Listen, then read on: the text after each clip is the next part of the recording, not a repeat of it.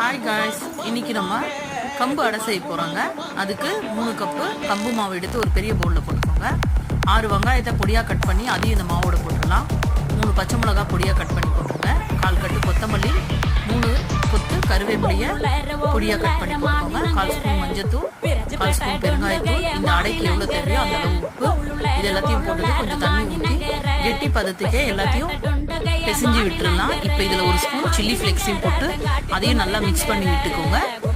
இப்போ நம்ம இதில் ஒரு கரண்டியை போட்டு வச்சிடலாம். இப்போ கம்பு அடமாவு நமக்கு ரெடி ஆயிடுச்சு. இப்போ தோசைக்கல் எடுத்து அடுப்பில் ஸ்டவ் ஆன் பண்ணி வச்சிடலாம்.